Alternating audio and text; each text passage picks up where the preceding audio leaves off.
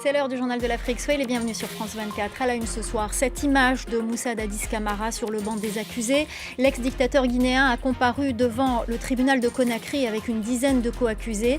Ils doivent répondre du massacre du stade du 28 septembre 2009. Le procès a été renvoyé au 4 octobre. Nous serons avec notre envoyé spécial à Conakry dans ce journal. Les mesures prises par le Kenya après l'apparition de plusieurs cas d'Ebola en Ouganda. Le pays veut éviter la propagation de ce virus très contagieux. Des contrôles aux postes frontières sont effectués sur tous les voyageurs en provenance d'Ouganda. Les détails à suivre. Et puis en cette fin de semaine, nous nous intéresserons aux difficultés rencontrées par certains écoliers sur le continent. Guerre, réchauffement climatique, manque de moyens. Ils sont nombreux à être déscolarisés. Ce soir, nous irons au Cameroun, coup de projecteur, sur des écoliers des zones anglophones ayant fui le conflit. Reportage à suivre. L'ouverture a été retardée, mais le procès s'est bien tenu ce mercredi. Sur le banc des accusés, le capitaine Moussa Dadis Camara, l'ancien dictateur guinéen, comparaissait devant un tribunal à Conakry avec une dizaine de co-accusés pour le massacre du stade commis le 28 septembre 2009. Le compte-rendu de notre envoyé spécial Eliman Dao. Les principaux accusés des événements du 28 septembre, dont le colonel Moussa Dadis Camara et les autres accusés, ont fait face aux juges en début d'après-midi dans le tout nouveau palais de justice de Conakry, construit pour l'occasion, rempli de victimes et de familles des victimes présentes dès les premières heures de la journée. Ils ont pu assister à la cérémonie de lancement de ce procès inédit avec la présence de l'envoyé spécial du secrétaire général des Nations Unies, mais également du procureur de la Cour pénale internationale et le ministre de la Justice de la Guinée. Je vous propose de l'écouter.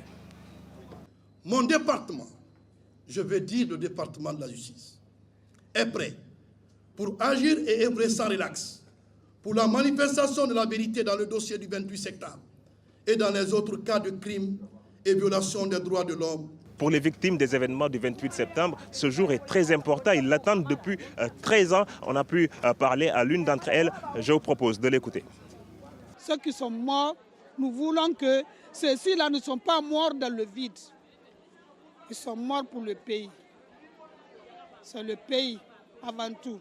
Et après ça, nous voulons union, on se donne la main et la paix se règne dans notre pays. Le procès est retransmis en direct sur la RTG, à la télévision nationale. Les Guinéens à qui nous avons parlé espèrent que la vérité triomphera et que les victimes obtiendront réparation. Et puis j'ajoute qu'après plus de 2 heures d'audience, le procès a été renvoyé au 4 octobre prochain. Et nous sommes en direct avec Maître Drissa Traoré, avocat de la partie civile, secrétaire général de la FIDH. Bonsoir monsieur, merci d'avoir accepté notre invitation. Tout d'abord, quel est votre sentiment aujourd'hui à l'ouverture du procès, 13 ans après les faits?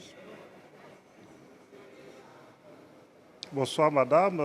Aujourd'hui, c'est un jour de soulagement pour nous parce que les victimes attendent en ce moment depuis 13 ans, au moment où nous parlions à la FIDH, à l'OGDH et puis à la VIPA de ce procès.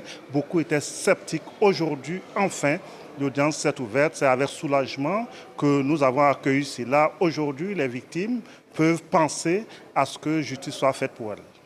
Alors, Moussa Dadis Camara a été incarcéré hier. Il s'est présenté aujourd'hui devant les juges.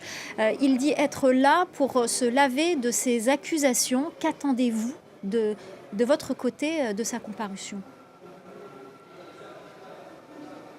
Nous attendons que la vérité soit dite. Nous, en tant qu'avocats de partie civile, nous allons veiller à ce que les questions et toutes les questions soient posées pour que chacun des accusés qui comparaît puisse dire la vérité. Nous pensons qu'aujourd'hui, la Guinée et les victimes ont besoin de vérité pour être soulagées. Et donc, nous attendons que ce procès se déroule selon les règles d'un procès juste et équitable, avec le respect des droits de toutes les parties, mais surtout que la vérité soit dite et nous allons veiller à cela. Alors le ministre de la Justice, on l'a entendu, a pris la parole aujourd'hui. Il promet une indemnisation aux victimes. On imagine que cette question est déjà sur la table. Oui, nous avons entendu et le ministre également a indiqué qu'à ce stade, il y a eu 2 fonds au profit des victimes qui a été créé. L'un des fonds consacrée à l'organisation de ce procès et l'autre à la réparation. Mais pour l'heure, nous n'avons pas d'informations sur le contenu et l'ampleur de ce fonds-là et sur les mécanismes d'accès et comment cela sera géré. Et donc nous attendons pour voir comment tout cela sera mis en place. Mais déjà, nous saluons cette initiative du gouvernement de transition. Nous espérons que cela pourra aller jusqu'au bout pour que enfin les victimes soient réparées. Pour une fois en Guinée, que la justice sera faite. Pour une fois enfin que les victimes de la Guinée, des événements en Guinée seront reconnues en terre guinéenne. Ne craignez-vous pas que ce procès ne soit récupéré par le nouveau pouvoir en Guinée? Il se tient dans un contexte très tendu dans le pays.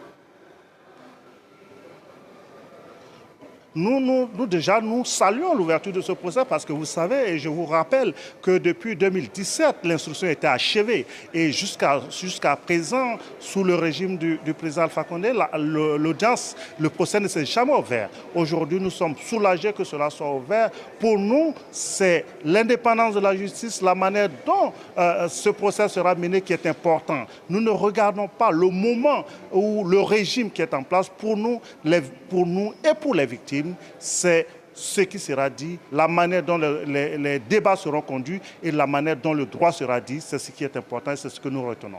Merci beaucoup, Maître Drissa Traoré, avocat de la partie civile, secrétaire général de la FIDH. Merci d'avoir répondu à nos questions et merci également à Malik Diakité et Iliman Dao d'avoir réalisé ce duplex pour nous. Alerte maximale au Kenya après une multiplication de cas d'Ebola en Ouganda. Voisin. Le pays a décidé d'imposer des contrôles à tous ceux qui franchissent la frontière en provenance d'Ouganda. L'Ouganda qui enregistre au moins 5 morts de la maladie. Laurent Berstécher. Des mesures sanitaires renforcées pour empêcher une nouvelle épidémie d'Ebola. Au poste frontière de Busia au Kenya, tous les voyageurs font désormais l'objet d'un scan de température alors que le virus continue de se propager en Ouganda voisin. Les voyageurs et les routiers passent par un scanner qui prend leur température parce que nous savons que la fièvre est l'un des premiers symptômes d'Ebola. Depuis une semaine, l'Ouganda fait face à une flambée d'Ebola dans le district de Mubende.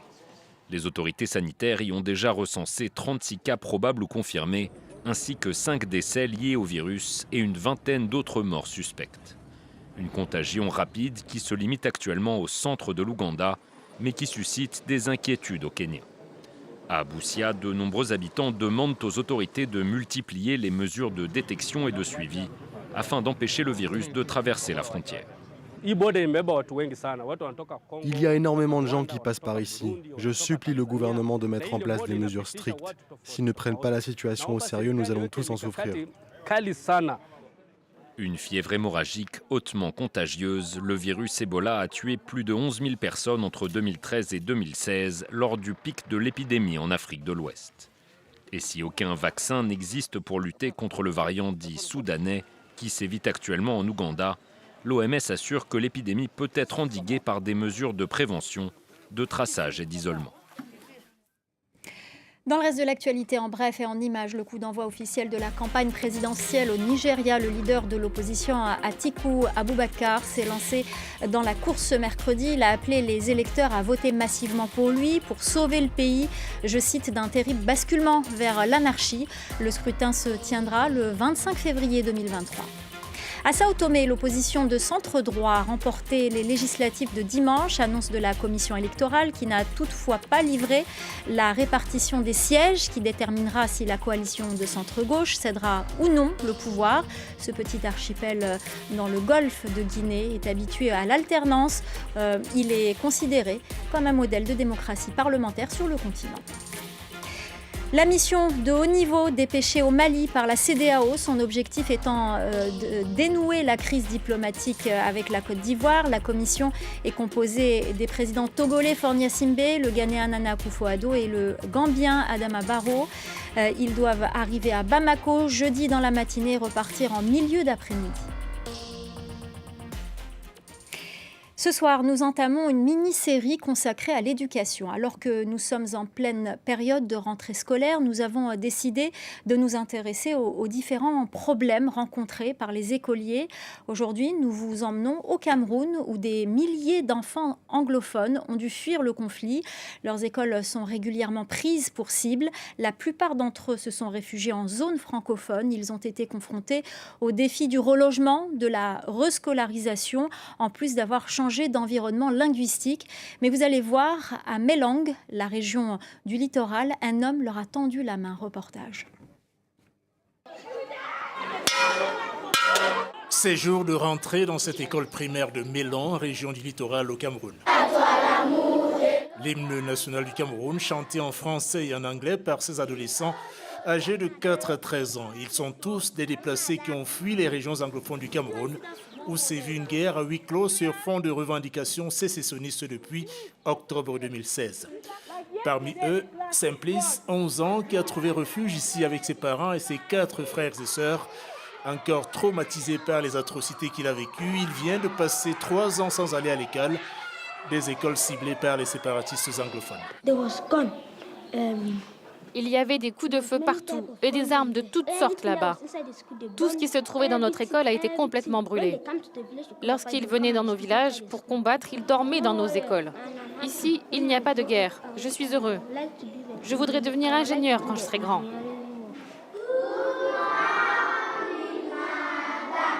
Des élèves encadrés par des enseignantes comme Virginie, elle-même déplacée interne. Exercer son métier lui permet d'oublier les affres de la guerre, même si le traumatisme reste présent. Lorsque j'enseigne, j'oublie le traumatisme. Mais parfois, si j'entends un bruit, je sursaute parce que l'expérience des coups de feu est toujours présente dans mon esprit. Plus de 200 écoles ont été incendiées par les séparatistes anglophones depuis 2016 et un mot d'ordre de ville morte est toujours en vigueur. À l'origine de cette rescolarisation des déplacés internes de la crise anglophone, un bon samaritain installé ici depuis 40 ans. Sa Majesté Alexandre Tatabon, ancien gendarme à la retraite, âgé de 80 ans, lui-même originaire de la région anglophone du Sud-Ouest, a créé cette école il y a 5 ans. Il accueille sur ses deniers personnels une 50aine de familles anglophones et se réjouit d'offrir une seconde chance à ses adolescents. Je suis satisfait d'avoir rendu service à un peuple, à une nation. Ça ne donne rien, mais les enseignants, eux aussi, comme ils sont aussi des déplacés, ils font le sacrifice pour encadrer nos enfants. La guerre qui déchire les régions anglophones du nord-ouest et du sud-ouest du Cameroun a déjà fait près de 6 000 morts et plus d'1 million de réfugiés et de déplacés internes, en majorité des femmes et des enfants. C'est l'une des crises humanitaires les plus négligées au monde, selon des ONG locales et internationales. Voilà, on poursuivra notre série demain. C'est la fin du Journal de l'Afrique. Restez avec nous, l'info continue sur France 24.